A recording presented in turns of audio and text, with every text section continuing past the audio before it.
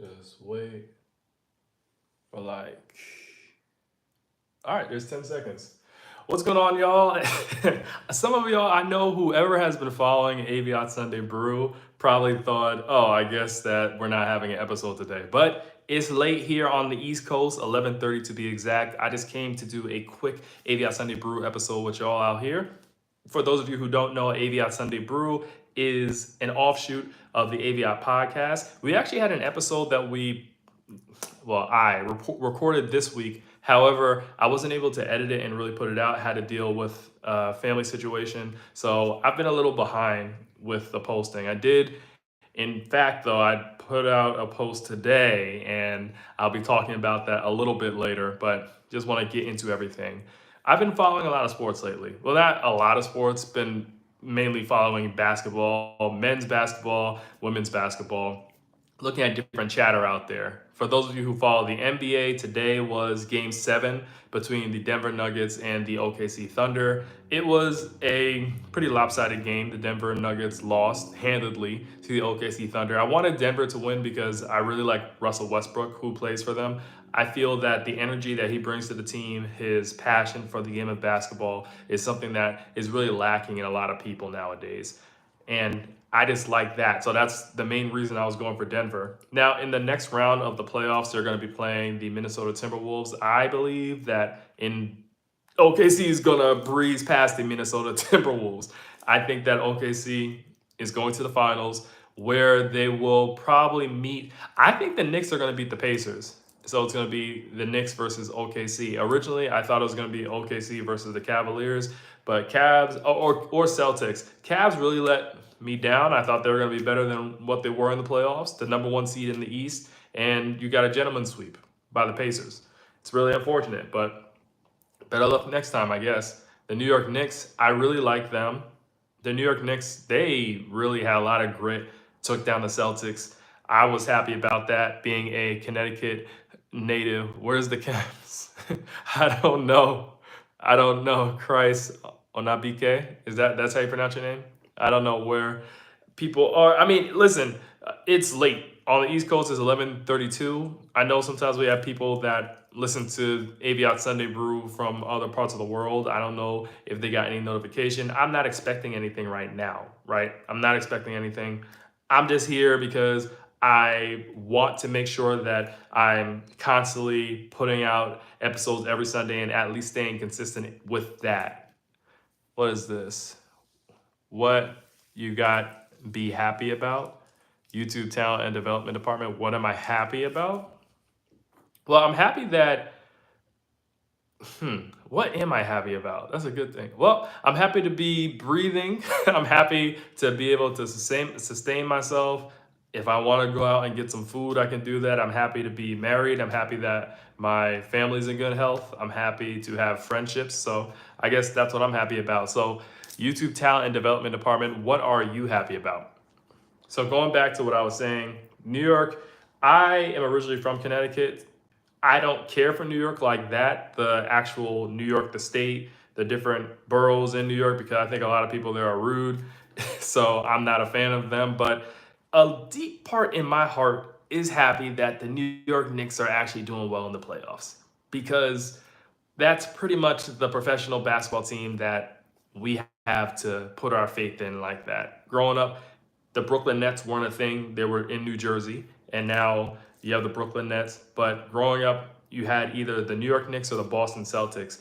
I lived in the southern part of Connecticut, so we were closer to the New York Knicks. So that's more, I guess that would be my team if I was repping them. But really, my team is the Philadelphia 76ers. So with that being said, you have the New York Knicks playing the Indiana Pacers, and then you're going to have the OKC Thunder playing Oklahoma City Thunder playing the Minnesota Timberwolves. So I think we're going to have a great Eastern and Western Conference Finals in the NBA. There is that. Now, sticking on basketball news, we have the WNBA season is now upon us. I am going to stress to everyone out there, make sure that you are supporting women's basketball. Women's basketball is truly amazing. These WNBA players, they are nice. They are they're very entertaining. And then if you really get to know their personalities, obviously we can't truly know who they are unless we know like we're around them. But if you truly like follow their social media, just see their different activities, these women are doing it, man. These women are very engaging, very entertaining. Some of them actually even reply to you if you're to message them. So yeah, I'm always gonna say support women's basketball. Go band for band, man for M. Okay, y'all just doing whatever, talking about that boring.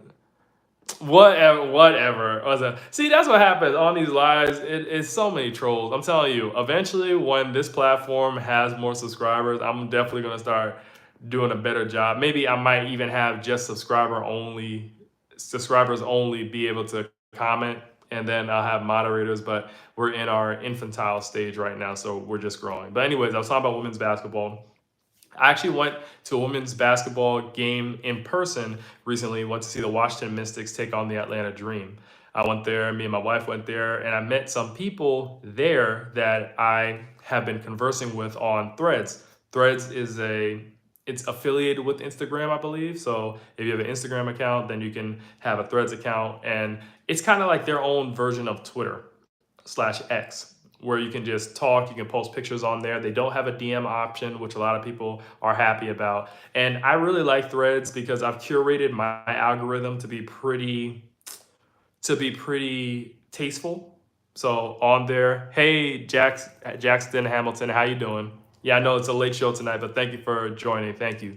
But on Threads, it's very interesting because I've curated my algorithm to speak on the WNBA, Black issues, and maybe hip hop here and there once in a while.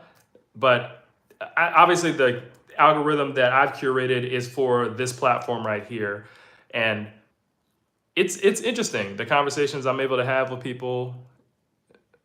This isn't what we wanted for our live platform YouTube talent development department. So what do you want for the live platform YouTube talent development department? I'm just talking today. My co-host Jay Random isn't here. I'm here late. Didn't really have much of a script set. And right now I'm just speaking about basketball. I'm speaking about what I've been watching in terms of sports, and that is basketball. YouTube talent development department says do a flip. How am I gonna do a flip in a room? I'm not doing a flip in a room and then possibly injure myself. I don't even do flips anymore. I remember I used to do flips back in the day when I was younger and shorter and smaller, didn't weigh as much.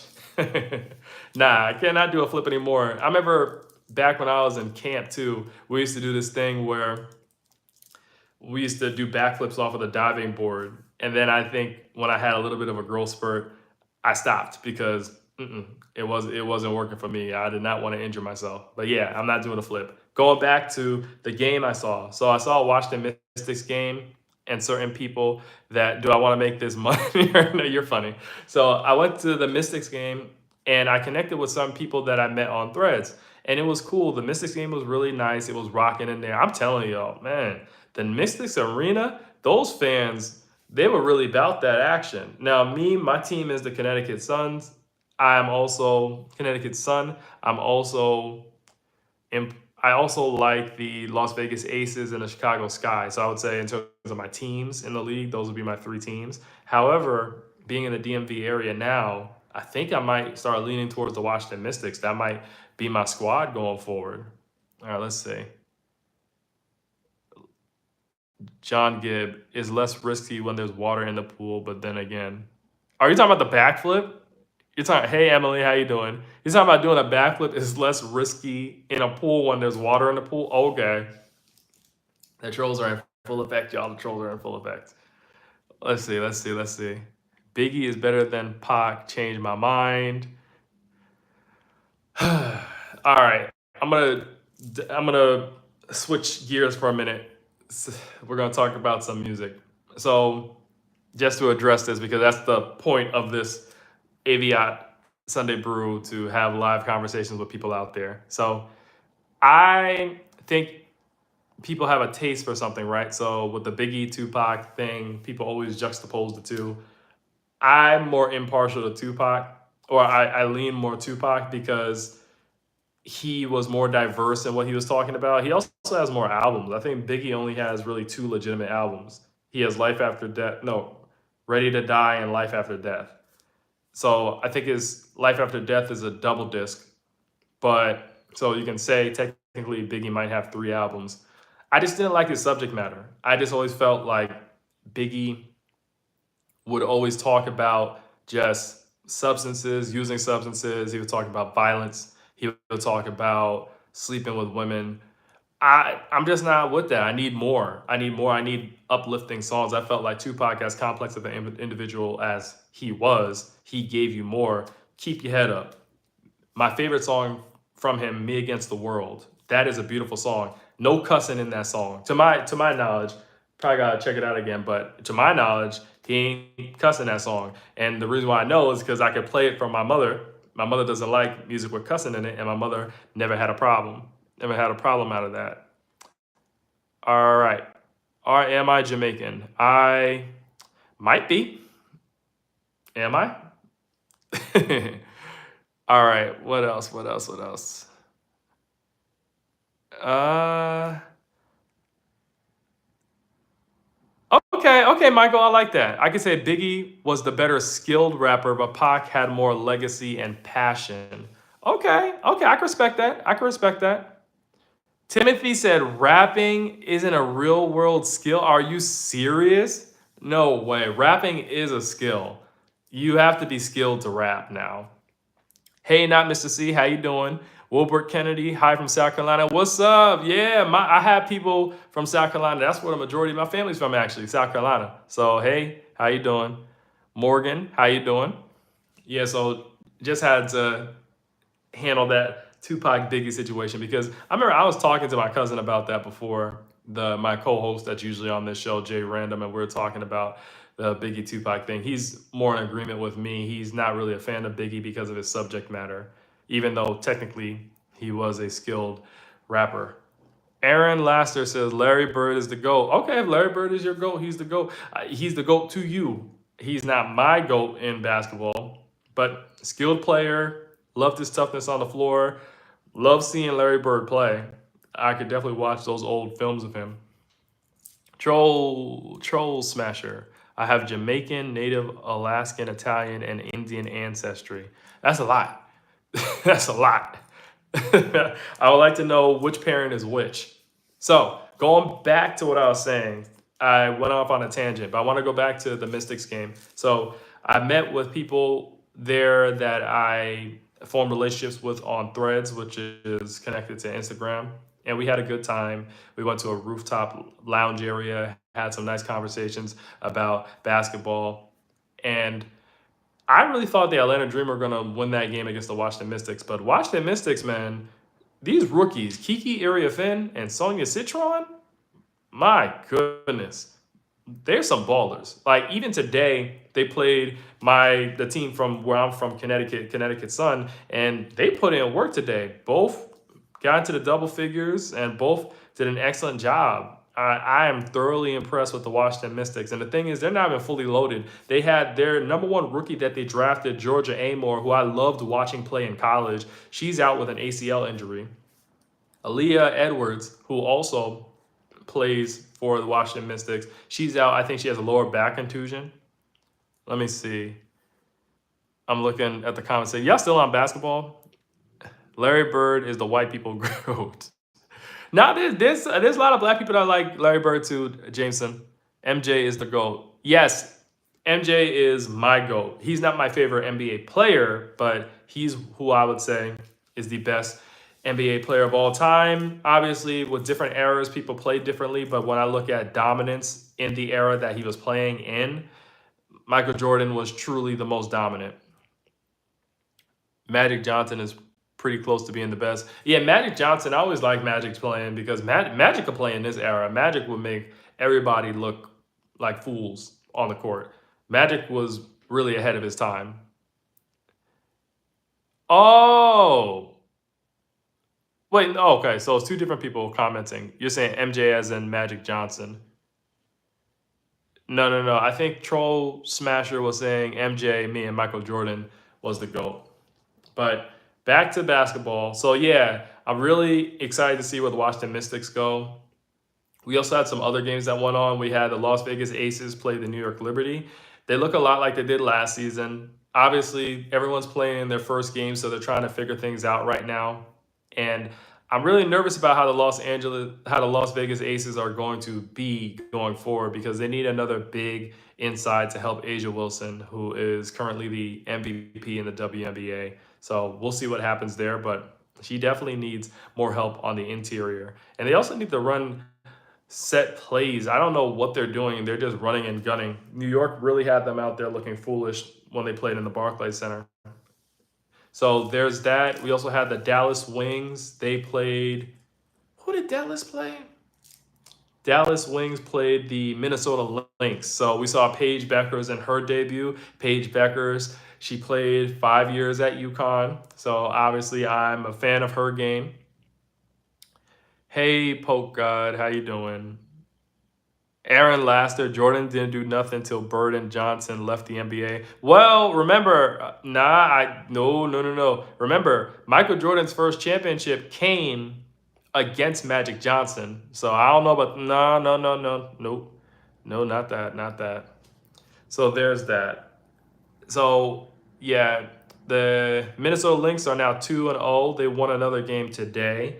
They played, who did Minnesota play today? They played the Los Angeles Sparks. I'm just really excited for the parity in the WNBA right now. I feel like anybody could win the championship this year. I think I'm more leaning towards Minnesota and New York. I think those two have come out pretty strong. I know a lot of people are going to say Indiana, but I think Indiana, as they go forward, they're going to gel a little bit more, but I don't see them win the championship when I think about how the rosters are constructed. Unless the league does something to make sure that Indiana and their girl of the hour, Caitlin Clark, is protected. And so, speaking of which, let's get into the Chicago Sky Indiana Fever game. I've made videos speaking about this, and I've posted the videos on our platform. The Chicago Sky Indiana Fever matchup is not a rivalry. People want it to be a rivalry because they're looking at Angel Reese and Caitlin Clark back from when Angel Reese was on LSU and Caitlin Clark was in Iowa, and back when LSU and Angel Reese beat Iowa. Angel Reese did the "you can't see me," pointed at her ring finger when they won, pointing it towards Caitlin Clark. And ever since then, people want that to be a rivalry because they want Caitlin Clark to constantly beat Angel Reese. They want Caitlin Clark to get a championship. They want to exalt her and make her be this great player. Seeing the Indiana Fever in that game, Caitlin Clark more or less looked like the same player from last season. She was still doing that step back with the left hand, dribble to your left, step back into a jump shot. She does that. That's her shot. Still not playing that great of defense. She's trying, but her defense isn't all that great. Her ball handling is still the same, pushes off every time she's driving to go to the basket. She's more or less the same player to me. And I know that before I get into the flagrant foul situation, I just want to talk about the play. Indiana, their core is pretty much still together. Their young core is intact. Kelsey Mitchell, Aaliyah Boston, Caitlin Clark, Lexi Hull. That is their core. It's still pretty much intact. Aaron Laster, let's not do that. Angel can make layups. Yes, last year she averaged double digits, double figures. So she can make layups. She's fine. Yes, there's aspects of her game she has to work on, but she's fine. So yeah, I feel like Indiana, they're definitely ahead in terms of their progression, especially when you're comparing them to a squad like the Chicago Sky. The Chicago Sky are in rebuild mode. They lost pretty much all of their team from last season. Kennedy Carter, their main scorer, is gone. Marina Mabrey, she was traded during the middle of the season, right before the Olympic break last year. So she's gone. Then you have other players that weren't really utilized as much, and some players that were utilized, like Isabel Harrison, she's gone. Lindsay Allen was their starting point guard. She's gone. So Chicago's really building right now. They're trying to find this team to gel together. Angel was definitely their best player, I would say, on the court. Other players, it seemed like they didn't really have much of an effort, and Chicago was shooting a lot of threes during the game. I don't like that. We're not the, I don't want them to get into how the NBA is playing, just checking up threes left and right. There's more to the game than just that. You're not going to win by checking up threes, especially when you're not hitting those shots. Camila Cardozo has to be more aggressive. I know she was getting beaten up inside in the paint, but she has to be more aggressive. She definitely has to be more aggressive. She is 6'7". That is a cheat code. She has to be better than that. So that's that. Courtney Vandersloot, she wasn't really doing much out there. Michaela Onyenwere did not do well at all. Beck Allen was trying. Errol Atkins was trying. I don't mean to bore you with the sports commentary. I'm just saying the game, it was very lopsided. Indiana looks like a more complete team. They have the more experienced coach. Chicago Sky have a new head coach, and they're just trying to figure things out. Okay? Now, going to the flagrant foul. During the game, later on, I don't know, I think this is during the third quarter. It's either, yeah, I think it's during the third quarter or second quarter, somewhere in there. Angel Reese gets the ball. I know Angel Reese had pushed off on Natasha Howard, who's from the Indiana Fever. Then she went and got a rebound. Caitlin Clark was trying to complain to the refs that, hey, Angel Reese pushed off. They didn't call anything, so Caitlin took matters into her own hand and pushed Angel on the ground instead of just going for a common foul, just trying to go at the ball. And Angel took exception to that. She gets up, and then she goes after Caitlin Clark and says, like, why did you do that? Why the F did you do that? And I can understand why she's upset about that, because last season she actually injured her wrist. She had to have surgery on her wrist because she fell on a play. So if someone's fouling, you want to prevent falling and harming yourself. So when someone's pushing you on the ground, your first instinct is to stretch out your hands. So Angel could have stretched out her hands, injured her wrist again. It could have been a lot going on. I know people are saying that Angel flopped. If you look at certain angles of the foul, the flagrant one foul that Caitlin Clark did, you see she pushed Angel. There's one view in specifically, it shows that she literally pushed Angel. So I understand her frustration there. The problem is you're going to have national media that are going to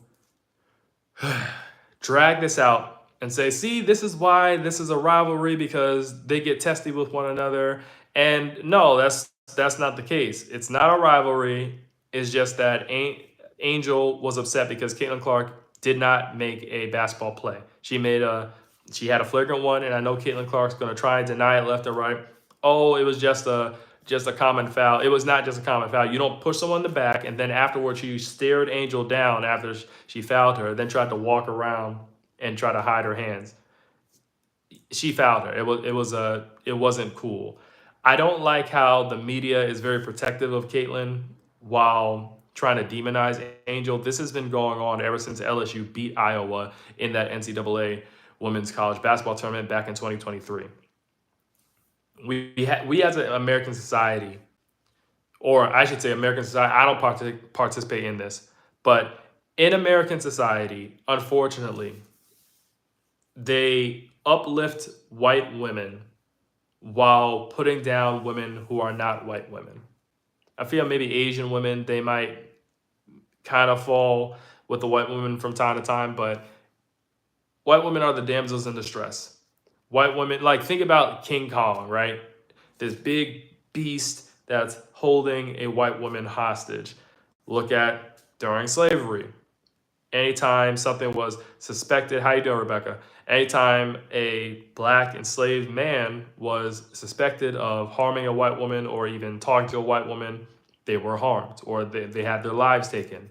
So in this society, white women are put on a pedestal, especially heterosexual white women. So when you have a case of Caitlin Clark being from middle America, heterosexual, she played for her state school. We don't know if her family has a conservative background. I'm not going to make any assumptions there. But essentially that would be America's darling. If you look at the WNBA in general, how society, how media has viewed the WNBA, when it came to stars of the league and people they propped up, it always seemed like there's a pattern of they're trying to prop up white stars, but the white stars that they prop up tend to be white heterosexual stars. Before Caitlyn, there's Sabrina Ionescu. Before Sabrina Ionescu, it's a little wonky, but you can say Diana Taurasi, Brianna Stewart, even though both of them are in same gender-loving relationships. It wasn't necessarily the same, but society is always going to look for that, what I call the great white hope. Look up that terminology for those of you who do not know that out there. And I feel like Caitlin Clark is that great white hope for fans of women's basketball, fans of the WNBA right now. She is heterosexual white woman from middle America, where a lot of conservatives are. If you're conservative, it's all cool. But yeah, I'm not even gonna get into that. We're not getting into politics here. Anyways, so Caitlin Clark has the ability to commit a flagrant one foul on Angel and it not be seen as a negative. Last year, Angel Reese had a flagrant one foul on Caitlin. She was making a play on the ball, ended up hitting her in the head by mistake, and that made what seemed to be just sports headlines everywhere.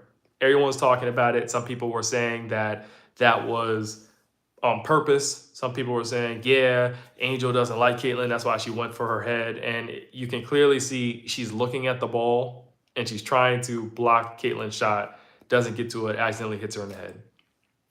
There's this outrage whenever Caitlin Clark is touched. If you looked last season, people were setting hard screens on Caitlyn. People were defending Caitlyn a type of way like they would defend anybody else, tough. And they were harassed for it, they were bullied for it. Someone that comes to mind is Dejanay Carrington. She was bullied for how she played defense on Caitlin Clark. Just playing defense as if Caitlyn's another player, playing tough defense, but she got bullied because of that. So after this flagrant one foul and Angel take exception to it and starts coming at Caitlin Clark, she's restrained, she's shooting free throws, and allegedly people were making monkey noises in the audience when Angel was shooting her free throws. That is ridiculous. There is no place for that in society, and there should be no place for that in the WNBA.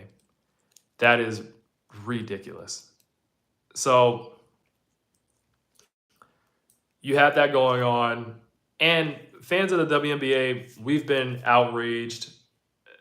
I started recently covering the WNBA, I would say, ever since I saw that Asia Wilson was robbed of the NBA 2K cover and Sabrina Ionescu got the NBA 2K cover. I said, well, Sabrina didn't win anything yet. She wasn't as decorated as Asia Wilson, so Asia Wilson should have gotten that cover. So ever since then, I would say back in maybe 2022, 2023, I started covering the WNBA more. But now I feel that it's my responsibility to speak more on the WNBA, since there are a lot of media narratives out there that are not doing a good job at adequately covering the league. There's so much talent out there. And for Dirty Bird 284 to say that I'm biased and bitter, I praise so many different players in the WNBA. You heard me talking about Paige Beckers earlier on in the stream if you were in earlier. So it's not a race thing, it's a right and a wrong thing. Curtis Knight, you're funny. So I say all this to say that I don't like the harassment that Angel Reese or other black players have been receiving. And it seems like the harassment and all the vitriol that these players in the WNBA, whether they be black, whether they be part of the LGBTQI plus community, are receiving, it all started happening to a greater extent once Caitlin Clark enters the league. That is no fault of hers. Those are her supporters. That is their fault. However, silence is compliant. And part of the privilege that Caitlin Clark has, being a white woman, is that she does not have to speak. That she can go without speaking on matters that are affecting other players because she knows she won't be touched. Last season, her own teammate, Aaliyah Boston, was discriminated against. People were attacking her because they felt she wasn't playing good enough to give Caitlin Clark a chance to succeed in the league. And so Aaliyah Boston ended up deactivating her Twitter account. I don't know if she deactivated any other social media, but Caitlin Clark never came to her defense publicly. You have to come to her defense publicly. You are a public figure. And what Caitlin Clark would say is, oh, I'm not on social media like that. I don't really see stuff. She was. She was on social media. People were tracking. She was on social media on Twitter. She was on social media. And Dirty Bird 284 to say Boston bricks so many layups. Come on now. Aaliyah Boston, that two-man game between her and Caitlin is money. So you're not watching the games, obviously. You don't know how she's playing. Anyways, there were other players that were being harassed because people felt that they weren't treating Caitlin Clark right. They wanted Caitlin Clark to be on a certain level. And it's really unfortunate. The league has not done anything. The WNBA has not done anything to truly put an end to this. Now, because of the monkey noises that were aimed at Angel Reese in the last game after that flagrant one foul by Caitlin Clark and Reese's reaction, now the WNBA released a statement saying there's no hate that's going to be allowed in the league, and they're looking into the matter of Angel being targeted and other players being harassed. We're going to see what happens with that. What I found interesting is that Teresa Weatherspoon, who used to be the head coach of the Chicago Sky, she was let go prior to this season starting up. She reposted the message that the Women's Basketball Players Association put out, saying that they're going to look into the matter. They're going to investigate all the hate that is being received by certain players, by the fans, Indiana Fever fans, and other fans that are bigoted and racist, frankly. And so Teresa Witherspoon, she reposted on her Instagram, her stories, the message that they're going to be doing an investigation into that. I saw that Asia Wilson reposted it, and I also saw that Dejanay Carrington reposted it. And I thought that was really good, that that's their subtle way of saying, hey, we support Angel. We support these players that are being unfairly targeted and treated unfairly by quote unquote fans of the WNBA, really fans of Caitlin Clark.